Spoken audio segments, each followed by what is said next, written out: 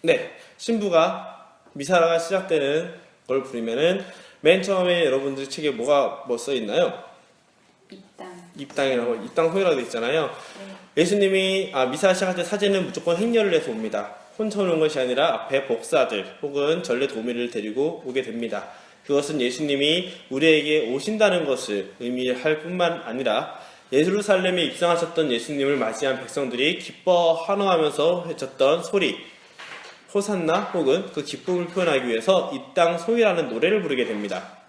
입당송이라고 하면은 매일 미사책에도 역시 입당송이라고 되어 있어요. 이 입당송을 말로 해도 되고, 최근에는 악기가 준비된 곳에서는 입당성가를 대신 부르게 됩니다. 하지만 우리는 입당송 이걸 읽는 걸로만 하겠습니다. 기뻐하고 즐거워하며 하느님께 영광 드리세. 주 하느님 전능하신 분이 다스리신다. 할렐루야. 이렇게 사제가 왔을 때는 처음에 제대 앞에 서서 제대 인사를 합니다. 예수님의 몸, 예수님께 인사를 하는 예절이면서 올라와서 또 한 번 제대의 인사를 하는데, 그것은 예수님 앞에서 사제가 온전히 미사를 봉헌할 수 있게 도와달라는 그리고 하느님을 참으로 모시는 경외의 표시입니다. 각 나라마다 방식은 다른데 우리나라는 큰 절을 하는 반면, 허리를 깊게 숙이는 인사를 하는 반면, 유럽 같은 경우는 한쪽 무릎을 꿇고 앉는 그런 인사를 하는 분도 있고, 더 심할 경우에는 제대의 친구라고 해서 입맞춤을 하는 신부들도 있습니다. 입맞춤을 하는 이유는 가운데 성인 유해들이 들어가기도 한다고 했잖아요. 그거에 대한 존경의 표시가 되겠습니다. 그러면 신부는 처음에 와서 이걸 합니다. 같이 따라할까요? 성부와 성자와 성령의 이름으로. 네, 이것은 성령의 의미 자체가 두 가지 의미로 생각하시면 될 거예요. 첫째, 내가 믿는 하느님은 성부와 성자와 성령 삼위일체이신 하느님이다 라는 것을 의미하고요. 둘째, 그분이 바로 십자가에 못 박혀 순환하고 돌아가셨으며 부활하셨다라는 십자 표시를 그는 이유가 그겁니다. 그래서 이 성경은 미사가 시작하기 위해 우리가 믿는 신앙이 어떤 것인지 그분에 대한 인사이기도 합니다. 그러면 신부는 네 가지 인사 중에 한 가지를 선택해서 합니다. 사랑을 베푸시는 하느님 아버지와 은총을 내리시는 우리 주 예수 그리스도와 일치를 이루시는 성령께서 여러분과 함께. 이거는 보시면은 삼위일체이신 하느님이 여러분과 함께라고 하면서 하느님께로 백성을 초대하는 인사말인과 동시에 백성들이 또한 사제와 함께라면서 표현하면서 사제 안에서 함께 하시는 예수님에 대한 인사를 맞이함을 의미한다고 보시면 될 겁니다.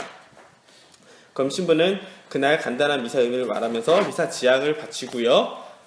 바로 하느님 앞에 우리가 늘 죄를 완벽하게 안 짓고 살 수 있는 건 아니기 때문에 다시금 하느님께 돌아와 살 수 있도록 이끌어달라는 우리 인간의 노력을 의미하는 참회의 의식과 하느님께 도움을 청하면서 우리를 불쌍히 여겨달라는 자비송을 바치게 됩니다. 원래는 형제 자매 여러분이 아니라 형제 여러분인데, 그 의미는 하느님 안에서 우리는 모두가 다 같은 형제, 즉 남녀 성별, 남녀노소 상관없이 모두가 똑같은 사람들이기 때문에 하나됨을 의미하는 부분입니다. 형제 여러분, 구원의 신비를 합당하게 거행하기 위하여 우리 죄를 반성합시다. 이럴 때 보통 사람들이 뭐하나 하는데요. 이 부분 끝에 신부가 어떤 기도를 하면은 그것만으로도 작은 죄들은 사해진다고 합니다. 죄라는 개념이 우리가 뭐 잘못한 게 아니라 하느님으로부터 멀어졌다는 의미라고 했죠. 그래서 내가 하느님으로부터 멀어진 것이 어떤 것이 있는지를 다시 한번 생각하는 부분이 바로 이 부분입니다. 그러면 신부는 이렇게 기도합니다. 전능하신 하느님과 생각과 말과 행위로 죄를 많이 지었으며 자주의무를 소홀히 하였나이다. 제 탓이요 저의 큰 탓이옵니다. 이때는 가슴을 쳐주는 거예요. 그러므로 간절히 바라오니 평생 동정이신 성모 마리아와 모든 천사와 서인과 형제들은 저를 위하여 하느님께 빌었소서. 전능하신 하느님, 저희에게 자비를 베푸시어 죄를 용서하시고 영원한 생명으로 이끌어 주소서. 아멘. 네.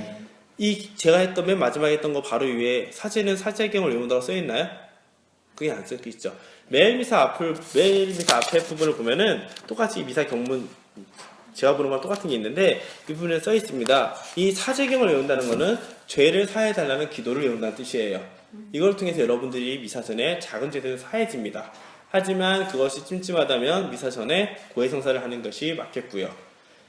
그럼 여기서 질문, 왜 가슴을 3번 두드릴까요? 바로 위에 있는 그림입니다. 생각과 말과 행위로 죄를 졌기 때문에 생각, 말, 행위라는 3가지 부분을 내 스스로 뉘우치겠다 라는 의미입니다. 제가 죄를 지었던 걸 인정하겠다라는 의미면서 하느님 앞에 고백하는 부분이에요. 그래서 3번 치는데 이걸 너무 쾅쾅쾅 쳐도 사람들한테 분란이 오고 살살 쳐도 이상하니까요. 적당히 툭툭 치면서 내 마음의 의미를 다지면 될 겁니다. 근데 이게 미사를 많이 하다 보면은 이 생각과 말과 행위라는 의미보다는 그냥 치다 보니 치는 순간으로만 생각하고 혹은 이걸 안 쳐주면 미사를 안 한 것 같은 그런 느낌이 오는 사람도 있대요. 그런 부분으로 될 수 있으니까 항상 의미를 놓치지 않으려고 생각을 하셔야 됩니다. 그러면 자비송을 하게 되는데 이것은 하느님께서 우리를 어여삐 보시고 우리에게 자비를 베풀어 달라는 3가지 말이 됩니다. 주님 자비를 베푸소서. 주님 자비를 베푸소서. 그리스도님 자비를 베푸소서. 그리스도님 자비를 베푸소서. 주님 자비를 베푸소서. 주님 자비를 베푸소서. 네. 원래 대영광송은 하느님이 오심을 가장 기뻐하는 찬미의 노래입니다. 특히 처음에 있는 하늘 높은 데서는 하느님께 영광, 땅에서는 주님께서 사랑하시는 사람들에게 평화, 이 부분은 예수님이 탄생하기 직전 천사들이 목동에게 나타나서 예수님의 탄생을 기뻐하며 해줬던 말과 똑같습니다. 그래서 성부 하느님과 성자 하느님과 성령 하느님에 대한 신앙 고백일 뿐만 아니라 그분에 대한 가장 큰 찬미가가 대영광송이에요. 그러다 보니 평소에 부르는 것이 아니라 기쁜 날에만 부릅니다. 최소한 주일급 평일미사가 아니라 주일급 미사 혹은 대축일급이 됐을 때 이 대영광송을 하게 되고요. 성탄과 부활 시기 이럴 때는 주로 많이 하긴 하는데 평일미사에는 거의 하지 않습니다. 그 다음에 있는 본기도가 그는 본기도로만 써있고 아멘이라고 써있을 거예요. 네. 사실 이 본기도의 내용을 신부가 뭐라고 말하는지 잘 들으시면은 그날 미사 의미가 다 나와요. 이 본기도가 매일 미사 측에서도 보면 본기도가 그날의 어떤 지장을 가지고 해야 되는 미사인지가 나오는 부분이라서 집중해서 듣는 게 제일 좋습니다. 보통 많은 부분의 미사들이 변치 않고 다 똑같이 반복되지만 변하는 부분이 있어요. 그 중에서 가장 큰 것이 이 본기도와 예물기도와 영성체 후 기도인데 특별히 본기도가 가장 소중합니다. 의미가 가장 많이 담겨요. 기도합시다. 전능하신 하느님, 그리스도의 부활로 저희 구원을 보증해 주셨으니 저희가 충만한 새 생명을 누리며 부활하신 그리스도의 권능을 선포하게 하소서. 성부와 성령과 함께 천주로서 영원히 살아계시며 다스리시는 성자 우리 주 예수 그리스도를 통하여 비나이다. 아멘. 끝부분에 미사가 조금씩 말이 바뀔 때가 있어요. 이게 성자 하느님께 성자 예수 그리스도에게 바치는 기도 때는 이렇게 성부와 성령과 함께 영원히 살아계시며 다스리시는 성자라고 하고요. 성부 하느님께 바치는 기도 때는 성자께서는 성부와 성령과 함께 천주로서 영원히 살아계시며 다스리시나이다. 이런 식으로 말이 조금씩 바뀝니다. 그리고 이 본기도 내용이 너무 씩 지나가잖아요. 그래서 여러분들 미사하기 전에 선당에 보통 20분 전에 10분에서 20분 전에 먼저 와서 기다리라고 하거든요. 물론 직장 생활하는 동안은 어쩔 수 없지만 보통 주일에 선당 가서 미사할 때는 20분 전쯤에 와서 말씀을 생각하라고 하는데 그때 하면 제일 좋은 것이 독서 복음을 읽는 것도 좋고요. 그것보다 본기도의 내용을 읽어보는 게 참 도움이 됩니다. 오늘 같은 경우도 보면 예수님의 부활로 구원을 보증해줬고 새 생명 얻었고 권능을 선포하게 하소서라고 하면은 독서와 복음 부분이 이것과 관련된 내용들이 나오게 됩니다. 독서는 제가 말 타이밍 할 때 읽어주시면 돼요. 독서는 1독서는 주로 복음의 내용을 가지고 온 주일미사와 평일미사 좀 다른데 주일미사는 복음이 3년 주기로 돌고 독서가 2년 주기인가로 돌게 됩니다. 그래서 특히 1독서는 구약에서 예수님의 말씀이 어떻게 미리 전해졌는지 혹은 예수님 하신 말씀의 의미가 같은 주제로 어떤 내용이 있는지를 나오게 됩니다. 물론 강론을 너무 길게 하기 어렵기 때문에 독서 내용을 많이 안 하는 추세긴 한데, 독서와 복음을 같이 연결시켜서 미사를 봉헌할 때 굉장히 큰 풍성한 은총을 받을 수 있게 돼요. 그 은총이 무엇이냐? 예를 들어 우리가 사랑이라는 주제로 했을 때 그냥 사랑이라고 하면 다들 생각하는 사랑이 다 달라요. 하지만 독서 내용과 연결시켜서 복음을 읽는다면 오늘 우리가 생각하는 사랑이 어떤 종류의 사랑인지가 나오게 돼요. 그리고 독서와 바로 밑에 화답송이 있을 거고 복음 환호송이 있을 거예요. 화답송은 독서와 복음을 연결시켜주는 시편의 노래로 연결되어 있습니다. 시편이라는 성서가 있는데 그 안에 모든 시가들이 적혀 있어요. 그 시가 중에서 독서 복음과 관련된 시가가 나오게 됩니다. 그러면은 한 가지 주제로 본기도 때 들었고 화답송 때 들었을 뿐만 아니라 그 흐름을 가지고 독서와 복음을 연결시킨다면 그날 미사의 의미는 보다 구체적으로 다가오게 됩니다. 주님의 말씀입니다. 하느님 감사합니다. 독서가 끝난 다음에는 예수님의 말씀이 아닌, 물론 다 같은 하느님이시지만 구약과 신약에 있는 내용들이 막혔기 때문에 하느님 감사합니다라는 표현을 하고요. 복음이 끝난 다음에는 예수님의 직접적인 말씀과 행적을 들었기 때문에 그리스도님 찬미합니다라고 대답을 하게 됩니다. 이게 독서를 읽을 때와 복음을 읽을 때 차이가 그 이유 때문에 그래요. 그럼 화답송을 하는데 우리가 외우기 힘드니까 알렐루야로 하겠습니다. 제가 말 끝날 때마다 알렐루야라고 대답해 주시면 돼요. 주님은 임금님 위엄을 입으셨네. 주님이 차려입고 권능의 띠를 두르셨네. 할렐루야. 누리는 정령 굳게 세워져 흔들리지 않네. 예로부터 주님 어자는 굳게 세워지고 영원으로부터 주님은 계시네. 할렐루야. 당신 법은 실로 참되며 당신 집에는 거룩함이 서리나이다. 주님 길이길이 그러하리이다. 할렐루야. 네, 그리고 이때는 모두가 다 앉아서 미사를 할 거예요. 말씀의 전례 들어가기 전까지 모두 다 서 있다가 말씀의 전례 들어온다부터는 독서할 때는 다 앉거든요. 그 다음에 복음 환호성이 알렐루야가 나올 때는 모두가 일어서게 됩니다. 그때는 이유는 지금 앉아서 하시고요. 그 예수님의 말씀을 직접 들을 수 있기 때문에 가장 경청하기 위한 자세입니다. 보통 서 있는 자세는 존경의 의미고요. 앉아 있는 자세는 주의를 집중한다는 의미고, 무릎을 꿇는다는 의미는 나의 겸손함을 표현하기 위해서, 경외하기 위해서 하는 자세거든요. 미사 때. 때문에 독서를 읽을 때는 앉아서 주의 깊게 듣고, 복음을 할 때는 일어서서 들으면서 보다 존경과 경청의 의미를 다 포함하는 게 됩니다. 알렐루야. 사람의 아들이 들여올려주면 그를 믿는 사람은 누구나 영원한 생명을 얻으리라. 할렐루야. 주님께서 여러분과 함께 요한이 전한 거룩한 복음입니다. 네, 이 기본 자세는 손가락을 엄지척 하신 다음에 이마에다가 한 번, 입에다가 한 번, 가슴에서 한 번입니다. 의미는 간단합니다.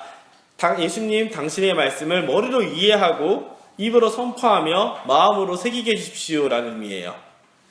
간단하죠? 이해하고 살아가면서 선포하는 의미입니다. 그래서 복음을 할 때는 이 작은 십자가가 원래 이 큰 십자가보다 먼저 시작했다고 해요. 그만큼 정말 중요한 순간이기 때문에 하는 거니까 헷갈리지 않고 하시면 됩니다. 뭐 십자가 할 때 왼쪽부터 그렇습니까? 위로부터 합니까? 이거는 편하신 대로 하시면 됩니다. 십자가가 중요한 거니까요. 근데 보통 위로 먼저 긋고 아래로 옆으로 할걸요? 아닌가? 맞죠? 네. 그때 예수님께서 니코데모에게 말씀하셨다. 너희는 위로부터 태어나야 한다. 바람은 불고 싶은 대로 분다. 너는 그 소리를 들어도 어디에서 와 어디로 가는지 모른다. 영에서 태어난 이도 다 이와 같다. 니코데모가 예수님께 그런 일이 어떻게 이루어질 수 있습니까? 하자 예수님께서 그에게 대답하셨다. 너는 이스라엘의 스승이면서 그런 것도 모르느냐? 내가 진실로 진실로 너에게 말한다. 우리는 우리가 아는 것을 말하고 본 것을 증언한다. 그러나 너희는 우리의 증언을 받아들이지 않는다. 내가 세상 일을 말하여도 너희가 믿지 않는데 하물며 하늘 일을 말하면 어찌 믿겠느냐? 하늘에서 내려오니 곧 사람의 아들 말고는 하늘로 올라간 이가 없다. 모세가 광야에서 뱀을 들어올린 것처럼 사람의 아들들도 들어올려져야 한다. 믿는 사람은 누구나 사람의 아들 안에서 영원한 생명을 얻게 하려는 것이다. 주님의 말씀입니다. 그리스도님 찬양합니다. 네, 여러분 모두가 다시 자리에 앉아서 말씀을 듣게 됩니다. 되게 재밌을 거예요. 독서에서는 신자 공동체가 믿는 이들의 공동체가 어떻게 살았다를 말해주고 있고요. 서로 함께 나누어 살았다는 걸 말하는 것은 부활의 증인이며 새로운 생명을 산다는 의미겠죠. 그만큼 예수님에 대한 완전한 의지를 했을 때 내가 있는 걸 다 내어줄 수 있을 거예요. 본기도에 분명히 부활로 저희 구원을 보증해 주셨으니 저희가 새 생명을 누리며 부활하신 그리스도의 권능을 선포하게 되서라고 하거든요. 그리고 화답송에서는 하느님이 권능이 어떠한 분이신지에 대해서 권능에 대해서 강조를 합니다. 그러면 자연스럽게 복음에서는 이걸 다 종합을 해서 복음 내용을 읽어야 됩니다. 왜냐하면 이 복음 자체는 성령에 대해서도 얘기할 수 있고요, 삼위일체에 대해서도 얘기할 수 있고요, 예수님께서 말씀을 하지만 알아듣지 못하는 사람들의 어리석음에 대해서도 얘기할 수 있고요, 그리고 모세가 광야에서 뱀을 들어올렸다는 얘기를 통해서 십자가 현황에 대해서, 십자가 사건에 대해서 얘기할 수도 있고요, 그리고 이 모세가 구리뱀을 들었을 때 그것을 본 사람들이 다 구원받았거든요. 아픈 걸 다 나았어요. 그렇기 때문에 예수님이 십자가 사건을 통해서 우리가 구원을 받았다는 식으로도 얘기를 할 수 있습니다. 이런 식으로 어마어마하게 많은 내용을 설명할 수 있지만 이것을 5분에서 10분 사이에 말하기는 정말 어렵겠죠. 하지만 그것을 독서와 화답송과 본기도의 내용을 맞춰서 한다면 예수님 구원 사건을 통해서 믿는 이들이 어떻게 살고 그것이 어떻게 선포되어 있는지 모르는 사람은 이해 못할 것이다 라고 설명한다면 한 큐에 쫙 연결될 거예요. 이런 식으로 미사 전례는 구성이 되어 있습니다. 신부가 하는 강론은요, 저희가 지금 정확히 가물가물한데 이런 식으로 되어 있어요. 그날 독서와 복음 말씀을 통해 오늘 우리에게 전하는 하느님의 말씀을 이해하고 그것을 통해 사람들이 실제로 삶을 변화시킬 수 있도록 이야기해주고 선포하는 것이 강론입니다. 그러면 독서 복음을 해설해야 되고 그것을 오늘날 어떻게 의미 있는지 말해주고 어떻게 사십시오를 말해야 되는데 5분 10분 만에 가능할까요? 불가능해요. 그래서 보통 본당에서도 보면은 평일 미사를 한 5분 정도, 5분에서 10분 사이로 강론을 하고 주일 미사를 10분에서 15분 혹은 20분 정도 사이로 강론을 하시는 걸 볼 수 있을 거예요. 그건 그만큼 중요한 의미고요. 복음은 1년 주기로 해서 처음부터 끝까지 쭉 돌아갑니다. 구약성서도 역시 독서 역시 복음에 맞춰서 평일 미사와 주일 미사가 좀 다르게 돌긴 하지만 3년 동안 미사를 다 오게 되면은 신구약 성서의 대부분을 다 듣게 돼요. 거의 다 듣는다는 얘기는 안 듣는 부분이 있다는 거겠죠? 그것이 중요하지 않은 내용이 아니라 전례력이라는 흐름 안에서 뺄 수 있는 부분들은 뺀 겁니다. 나머지는 다 넣다 보니 어쩔 수 없이 못 듣는 부분이 생기는 거지 이거 중요하지 않습니다 라고 하는 것은 아니에요. 그럼 그 부분을 걸리면 어떻게 해야 되느냐? 우리가 각자 공부를 하셔야 됩니다. 그리고 미사라는 것 자체가 파견한다는 의미이기 때문에 이 복음 말씀과 독서 말씀과 본기도 이런 부분들을 가지고 생각을 하면서 나에게 오시는 예수님의 몸을 하나 되어 영성체 때 모시잖아요. 하나 되어 그 힘으로 말씀을 살아가겠습니다 라는 힘을 얻으려고 준비를 하는 것이 미사 시작하기 전 10분 20분 동안 하면 좋은 일입니다. 근데 보통 신부님 강론 딱 시작하면 지루하겠다 하면서 주보를 딱 펴고 보시는 분도 계시는데 그러면 실상 미사를 와서도 미사의 참 의미는 모르고 살아가는 것과 똑같아요. 강론이 끝나고 나면은 그게 또 신앙고백이라고 적혀있죠. 그게는 사도신경이 아마 적혀있을 거예요. 원래는 니케아 콘스탄티노폴리스 신경이라는 거를 주일과 대축일을 해야 되지만 너무 길어서 그게는 안 나와 있을 겁니다. 길이가 이만합니다. 이게 다가 아니에요. 앞에 한 두 줄이 있고 이만큼이 있는 게 원래 신경이고 우리가 믿어야 되는 교리에 대해서 말해주게 됩니다. 그래서 이거를 너무 기니까 이거보다 더 오래됐다고 하는 전통성을 가진 사도신경, 이거는 사도들이 한 줄씩 썼다고 해요. 이 12사도들의 가르침을 이 사도신경을 통해서 우리가 믿는 하느님이 어떠한 분이신지를 다시 한번 확인하게 됩니다. 이건 나중에 제가 시간이 될 때 한번 다시 해드릴게요. 하지만 평일미사 때는 하지 않아요. 주일미사 때, 큰 미사 때만 합니다. 그 다음에 있는 보편제한 기도 같은 경우도 물론 우리 소규모 인원들이 미사를 할 때는 각자 청하는 걸 할 수도 있겠지만 보편제한 기도는 우리 공동체의 기도입니다. 누구 특정 개인에게 이루어지는 것이 아니라 우리 공동체를 위한 전체에게 필요한 기도를 할 때 보편제한 기도가 이루어지게 됩니다. 하지만 평일미사 때는 당연히 하지 않습니다. 하지만 특수한 경우에는 신부들이 혹은 신자들에게 필요한 경우에는 하는 경우도 있습니다. 그러고 나면은 전례 하이라이트인 성찬의 전례로 들어오게 됩니다. 성찬의 전례 때부터는 특별히 신부가 하는 말도 중요하지만 신부들이 하는 행동들이 더 중요한 부분도 많으니까요. 제가 하나씩 또 설명을 드리도록 하겠습니다. 성찬의 전례 되면 여러분들은 아마 보험금을 내러 행렬을 할 거예요. 그것은 예전에 미사를 이루어졌을 때는 이렇게 돈으로 하는 것이 아니라 각자가 정말 재배하거나 이뤄낸 곡식들, 그런 결과물들을 가지고 일부분을 바쳤다고 해요. 그러다 보니 너무 쌓이고 하다 보니 나중에는 화폐가 더 유행하면서 화폐로 발행된 경우입니다. 그럼에도 불구하고 이 성합과 포도주와 물 같은 경우는 뒤에서 대표로 2명이 나와서 봉헌을 합니다. 이것은 예전에 자신들이 만들었던 결실, 하느님이 주신 선물에 대한 감사함을 표시를 여전히 하는 거고, 그 행렬 역시 하느님께 나아가는 우리들의 마음 자세라고 보시면 될 겁니다. 그 사이에 사람들이 봉헌성가를 부르지만 오늘은 성가 없이 신부가 직접 하는 부분들을 통해서 같이 하도록 하겠습니다. 아까 말한 것처럼 이 성체포를 깔면서 가장 성당의 미사 때 중요한 성변화가 이루어지는 가장 깨끗한 공간을 만들어 줍니다. 네, 불편하시면 그 뒤하고 여기 와서 놔주셔도 되고요. 이렇게 잘하시네요. 네, 하시면 그리고 사제는 성작을 놓고 같이 축성을 할 성합과 제병을 두게 됩니다. 제병은 축성을 안 받으면 제병, 그냥 밀떡, 이건 누룩 없이 만들었기 때문에 별 맛 없을 거예요. 드셔보셨죠? 근데 이 누룩 없는 것은 누룩이라는 게 균이기 때문에 썩어 없어지는 것이라서 부정한 걸 의미를 해요. 그래서 가장 순수한 것을 나타내기 위해서 누룩 없는 빵을 쓰고 신부는 기도를 합니다. 기도문 끝나면 하느님 길이 찬미받으소서라고 해주시는데요. 오늘의 주 하느님 찬미받으소서. 주님의 너으로 신뢰로 저희가 땅을 울고 얻은 이 빵을 주님께 바치오니 생명의 양식이 되게 하소서. 하느님 길이 찬미받으소서.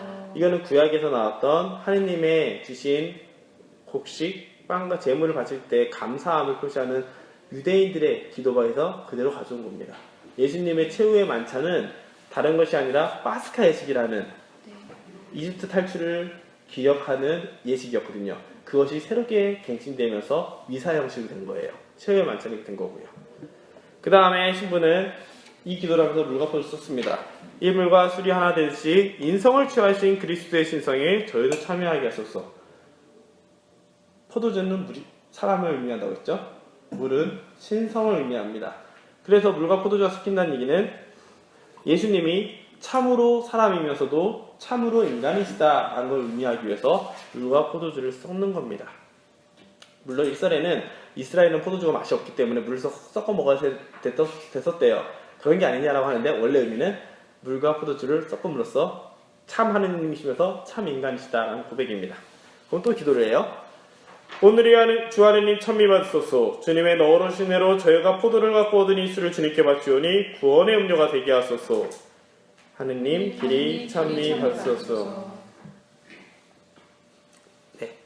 빵을 기도할 때는 생명의 양식이라고 말했고, 생명의 양식이라면은 구약에서 말하는 이스라엘 민족이 광야 생활을 할 때 주셨던 만나를 의미하기도 하고, 생명을 주시는 요한복음과 복음서는 5,000명을 먹인 기적에서 말한 것처럼 생명을 의미하는 빵도 되고요.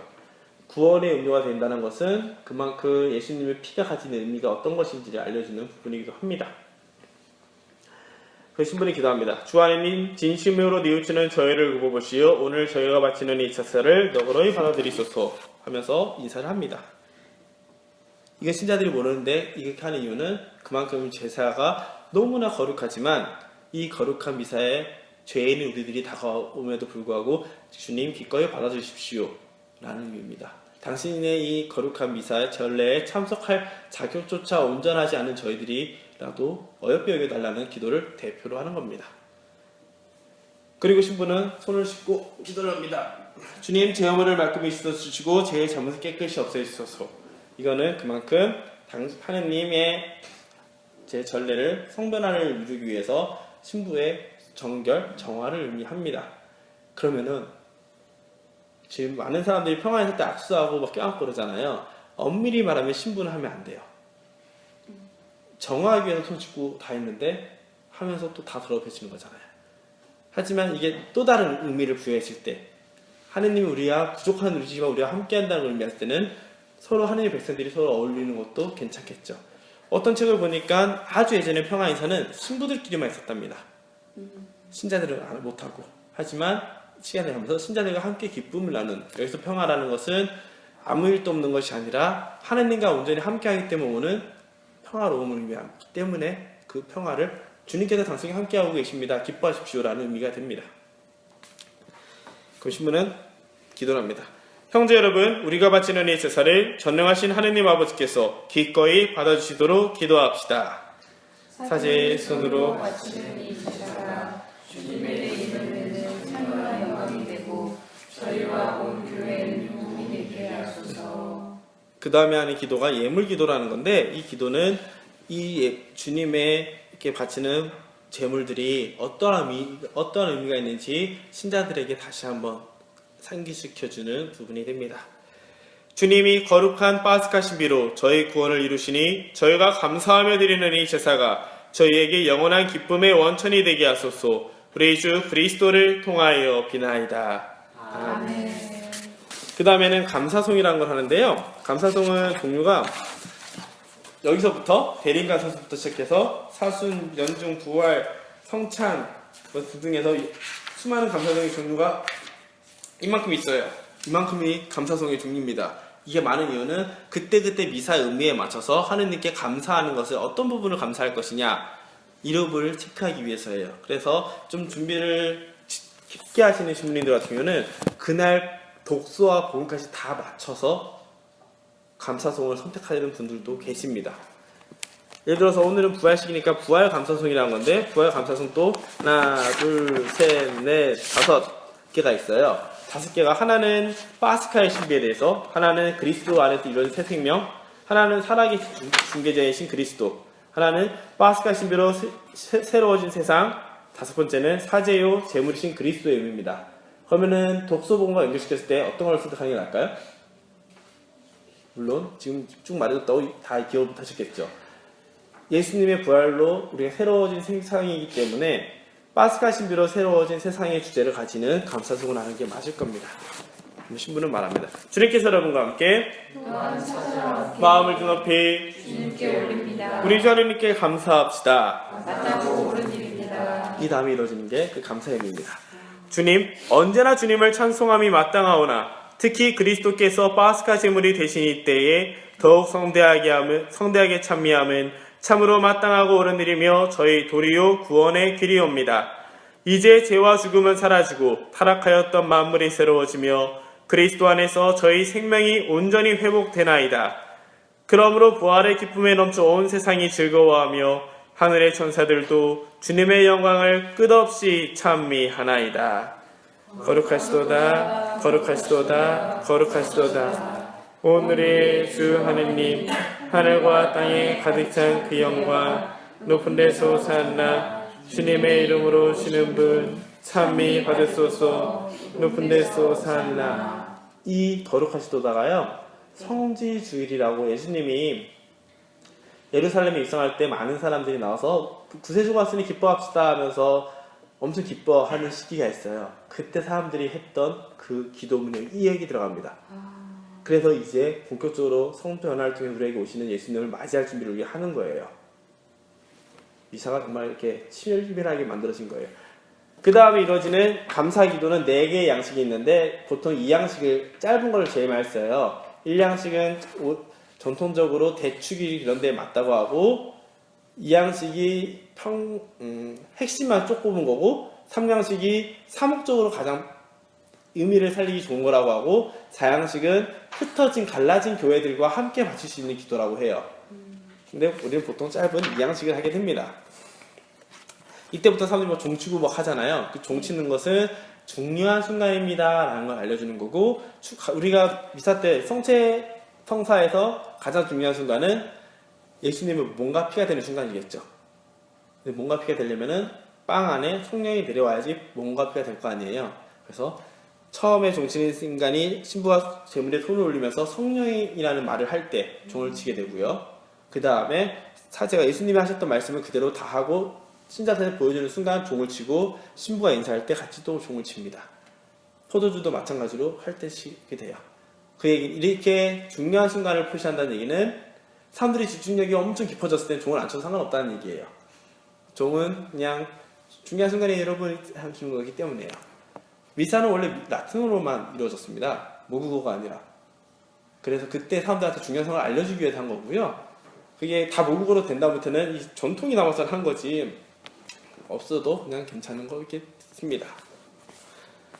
거룩하신 아버지, 아버지께서는 모든 거룩함의 셈이시옵니다. 간구하오니 성령의 힘으로 이 예물을 거룩하게 하시어 우리 주 예수 그리스도의 몸과 피가 되게 하소서. 보통 사람들이 이 타임 되면은 보기 위해서, 특히 경찰 사무위원회에 와서 느낀 건데, 보기 위해서 다 고개 숙이고 종이를 보는데요. 이때 여러분들이 봐야 되는 거는 여기입니다. 예수님의 몸과 피로 바뀌는 장치잖아요. 이걸 봐야 되는데 이런 거요. 마치 이런 거는 예수님이 직접 우리 앞에 나와서 여러분 안녕하세요 하는데 예수님 어떤 분이시라고 성서만 보는 거랑 똑같아요. 아시겠죠? 네, 그래서 미사 때 그때 고개 푹 숙이는 게 아니라 뭐 하는 거지? 이렇게 쳐다보셔야 됩니다. 네. 이걸 위해서 이렇게 벽에 붙였다가 돌린 거예요. 신자들이 직접 다 보기 위해서. 근데 우리나라 신자들은 고개를 숙여서 뭔가 이상한데. 눈 감고 보고 있어요. 네. 그리고 이때 막 같이 인사 여러 번 할 필요 없고요. 네. 눈 감을 필요도 없고요. 예수님이 우리에게 오시는 거룩한 순간이니까. 이게 언제 바뀔지 아무도 몰라요. 신비롭게 어느 순간 바뀌어 있어요. 스스로 원하신 순환이 다가오지 예수께서는 빵을 들고 감사를 드리신 다음 쪼개어 제자들에게 주시며 말씀하셨나이다. 너희는 모두 이것을 받아 먹어라. 이는 너희를 위하여 내어줄 내 몸이다. 보통 이럴 때 어떻게 하느냐라고 물어본 사람이 많은데요. 신부가 절할 때 같이 절하고요. 네. 그래서 신부에게 딱 들었을 때 뭘 하냐면요.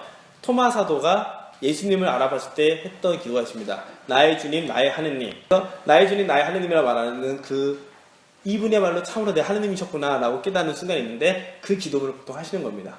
예전에 이걸 다 라틴어로 했다는데요. 뭐 그냥 보면서 예수님 감사합니다 이렇게 해주셔도 되고요. 뭐냐면요. 나의 주님, 나의 하느님 하면서 보시면 되겠습니다. 저녁을 잡수시고 같은 모양으로 잔을 들어 다시 감사를 드리신 다음 제자들에게 주시며 말씀하셨나이다. 너희는 모두 이것을 받아 마셔라. 이는 새롭고 영원한 계약을 맺는 내 피의 잔이니 죄를 사하여 주려고 너희와 모든 이를 위하여 흘릴 피다. 너희는 나를 기억하여 이 일을 행하여라.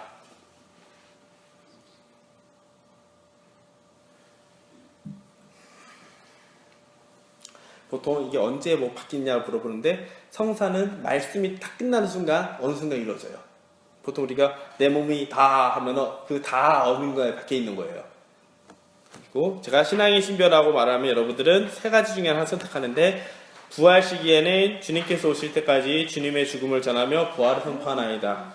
예수님이 순환하고 돌아가시고 힘든 시기에는 주님께서 오실 때까지 이 빵을 먹고 이 잔을 마실 적마다 주님의 죽음을 전하나이다.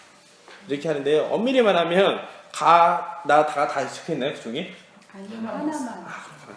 네, 나중에 매일사책을 보거나 하면은 가나다가 적혀있어요. 첫 번째 거는 평소에 하는 거고요. 두 번째 거는 사순시기 하는 거고요. 세 번째 거는 부활시기 하는 겁니다. 근데 보통 너무 어려워서 다 통일시키죠. 신앙의 신비여. 주님께서 오실 때까지 주님의 죽음을 전하며 부활을 선포하나이다. 이거는 사람들에게 우리에게 오신 예수님을 다시 한번 상기시켜드리는 거고 이걸 통해서 우리가 성취를 모셨을 때 어떤 마음으로 살아야 될지를 다시 만들어주는 부분입니다. 네. 반복학습이죠. 그리고 난 다음에 기도가 여러 번 하는데 그 기도는 하느님께 나아가는 우리들의 감사함을 표시하는 것도 있고요. 그 다음에 주님의 교회가 어떻게 되기를 도와달라는 것도 있고 살아있는 모든 이들을 위해서 죽은 이들을 위해서 그리고 성인들과 함께하는 것을 위해서 기도를 바치게 됩니다. 아버지, 저희는 그리스도의 죽음과 부활을 기념하며 생명의 빵과 구원의 잔을 봉헌하나이다. 또한 저희가 아버지 앞에 나와 봉사하게 하시니 감사하나이다. 간절히 청하오니 저희가 그리스도의 몸과 피를 받아 무시어 성령으로 모두 한 몸을 이루게 하소서. 주님은 세상에 널리 퍼져 있는 교회를 생각하시어 교황 프란치스코와 저희 주교 안드레아와 보좌 주교들과 모든 성직자와 더불어 사랑의 교회를 이루게 하소서. 그리고 보통 제가 부활의 희망 속에 이 기도를 하거나 저희에게도 자비를 베풀어 기도할 때는 특별히 지향을 가진 분들을 위해서 기도를 하시면 됩니다.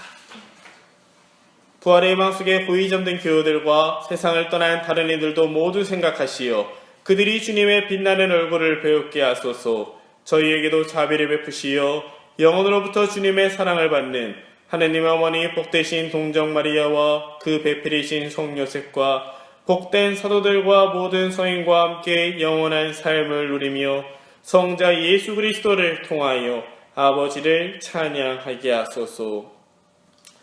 그리스도를 통하여 그리스도와 함께 그리스도 안에서 성령으로 하나 되어 전능하신 천주 성부 모든 영예와 영광을 영원히 받으소서. 아멘. 이게 성대한 기도라고 까먹었네. 성대한 영광소인가? 라고 말해서 맨 마지막에 성부와 성자 성령 하나님에 대해서 가장 큰 경의를 붙이는 게 방금 전에 했던 그리스도를 통하여 그리스도와 함께 그리스도 안에서 이 기도문이 되겠습니다. 보통 성당에서는 서서 미사를 하다가 거룩하시도다 거룩하시도다 거룩하시도다 끝나면 무릎을 다 꿇어요. 왜냐면 예수님이 변하는 가장 중요한 순간이잖아요. 그리고 이 그리스도를 통하여 3번을 반복하고 아멘 하면서 다 일어서게 됩니다. 무릎을 꿇던데. 그거는 그 무릎 꿇은 공간을 없애면요 네. 더 많은 신자들이 들어올 수 있어서 그래요. 예를 들어서 저희 이 정도 공간이면은 실제로 60명 정도면 꽉 찰 거예요. 네. 근데 무릎을 꿇게 하잖아요. 네. 그러면 40명 정도밖에 못 들어올 거예요. 네.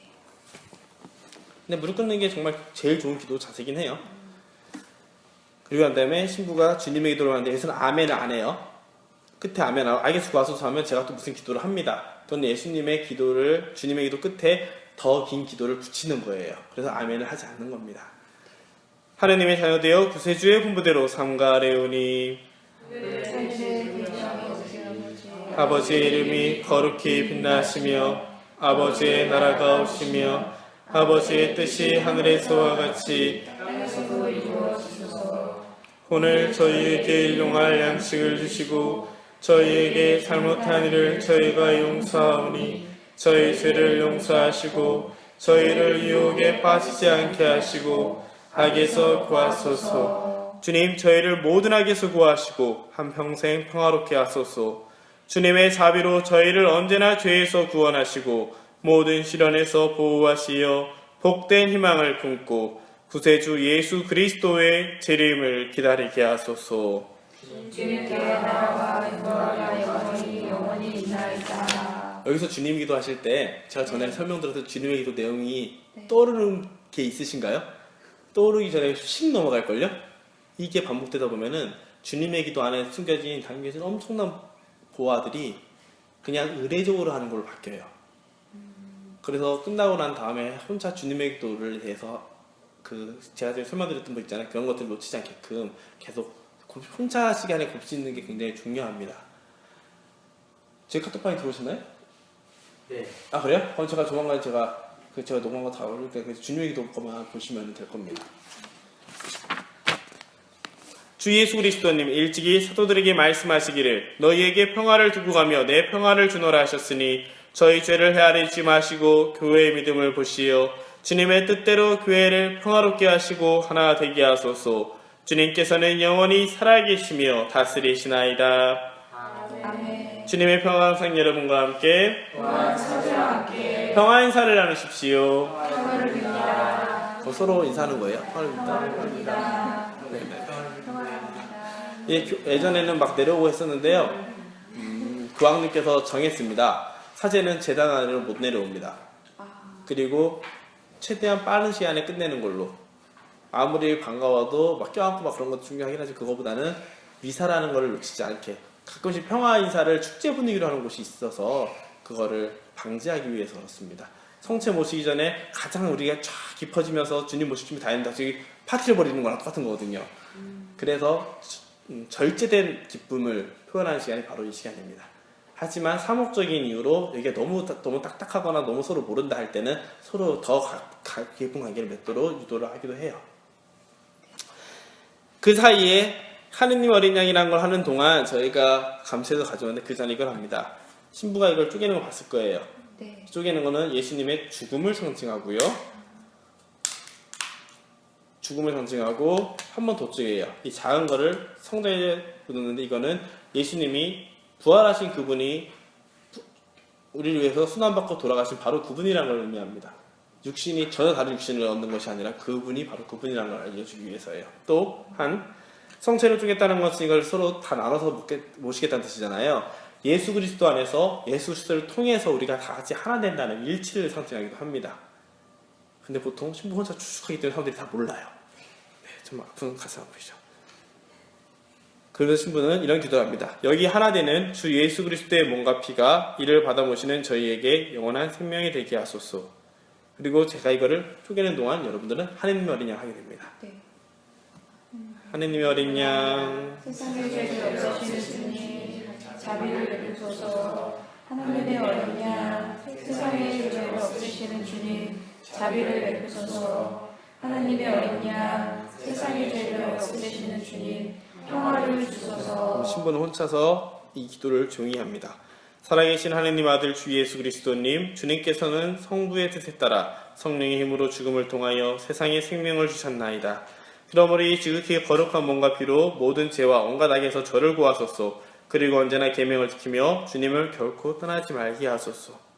이 기도는 성체와 성혈을 모시는 사제가 어떻게 하겠다는 기도인데요. 이 기도는 우리들 각자에게도 적용해도 굉장히 도움이 될 겁니다.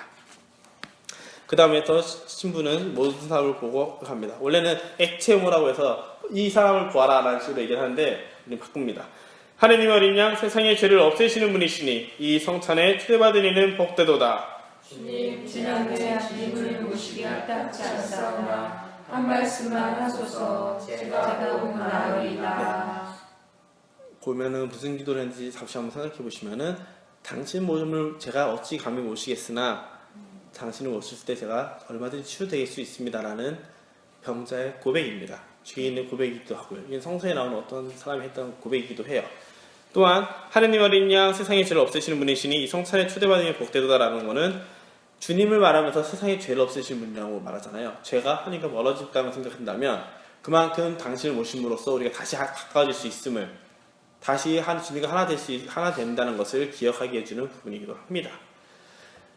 양형 성취를 할 거예요. 어떻게 하면 원래는 제가 이게 다 들고 가야 되는데 손이 부족하니까 제가 서서 한 분씩 그리스도의 몸과 피라고 할 겁니다. 그럼 여러분은 아멘 하시고 그걸 받아서 여기까지 오셔서 무릎을 꿇고 인사를 하고 찍어서 영하실 겁니다. 그리고 이걸 할 때 원래 사실 세를 50명 이상 받아버리면 양형 성취하기가 너무 힘들어서 했는데 하는 게 좋을 것 같아서 하고요. 이거를 성체와 성혈을 모시면서 어떤 기도를 해야 됩니까? 라고 하면은 신부들이 하는 기도가 있습니다. 경문에 나왔고 매미사책을 보시면 나오는데 이런 기도를 합니다. 성체를 모실 동안은 그리스도의 몸은 저를 지켜주시어 영원한 생명에 이르게 하소서. 성혈을 모실 때는 그리스도의 피는 저를 지켜주시어 영원한 생명을 이르게 하소서 라고 말해요. 동시에 보실 때는 그리스도의 몸과 피는 저를 지켜주시어 영원한 생명에 이르게 하소서 라고 기도를 하니까 여러분도 그런 기도와 함께 내 안에 하나 되는 주님을 생각하시면 될 겁니다.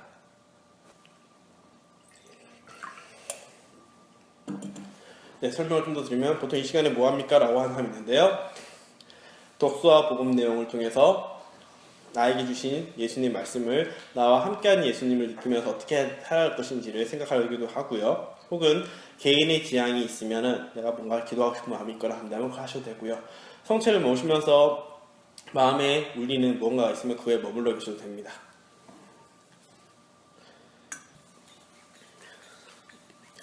이 기도를 하면서 이걸 닦으면서 신부는 속으로 이런 기도를 합니다. 주님, 저희가 모신 성체를 깨끗한 마음으로 받들게 하시고 현세의 이 선물이 영원한 생명의 약이 되게 하소서. 성체를 모신다는 게 어떤 의미인지 백성들을 대표해서 신부는 혼자 속으로 기도하게 됩니다. 그러면 보통 이때 공지상을 하는데 엄밀히 말하면 이때 공지상을 하면 안 돼요. 오히려 기도합시다 하고 그 영성체 후 기도까지 끝난 다음에 그때가 이제 성체제로 완전히 끝나거든요. 그리고 공지상을 하게 됩니다. 하지만 일어섰다 앉았다 또 일어서기 그래서 그냥 보통 앉은 상태에서 바로 하게 됩니다. 기도합시다. 주님, 구원의 성체를 받아 모시고 비오니 이 거룩한 교환의 신비로 저희를 도우시어 저희가 이 세상에서 충실히 살아 마침내 영원한 행복을 누리게 하소서. 우리 주 그리스도를 통하여 비나이다. 아멘. 이 기도는 보시면은 제가 했던 말을 들어보시면 알겠지만 성체를 우리에게 우리 성체를 통해서 우리에게 오심에 감사를 드리며 우리가 밖에서도 이 은총으로 살아갈 수 있게 도와달라 하는 내용이 담겨져 있습니다. 네. 그래서 본기도와 영성체후 기도와 성체 예물 기도는 한 번씩 꼭 미사하기 전에 보고 가시는 게 굉장히 도움이 됩니다. 그 다음부터 신부의 파견 예식이 있는데요. 강복이 있고 파견이 있습니다. 강복은 신부가 성부와 성자와 성령께서 할 때 같이 십자성호를 그면 됩니다. 이 의미는 사람이 사람에게 복을 빌어주는 건 축복입니다. 하지만 신부가 사람에게 빌어줄 때는 하느님의 힘을 통해서 오기 때문에 강복이 돼요. 그래서 그거에 대한 감사의 의미로 성호를 하게 됩니다. 주님께서 여러분과 함께 전능하신 천주 성부와 성자와 성령께서는 여기 모인 모든 이에게 강복하소서. 아멘. 주님을 찬미합시다. 하느님 감사합니다. 네, 이러고 나면은 미사가 온전히 끝나게 됩니다. 파견 성가는 따로 안 나오잖아요. 네. 미사가 끝난 걸 감사하면서 신부가 퇴장하는 거를 기다리면서 노래를 부르는 게 파견 성가고요. 그리고 나면은 촛불은 처음에 킬 때는 여러분들이 봤을 때 왼쪽부터 오른쪽이 켜집니다. 이건 빛이 퍼져나가는 모습이고요. 끌 때는 반대로 이쪽부터 이쪽으로 끄게 됩니다. 퍼진 거에 그대로 이렇게 돌아온다는 의미로. 그게 보통 폭사애들이 제일 많이 드리는 것 중 하나가 됩니다. 네, 여기까지 하면 미사가 완전히 끝나요.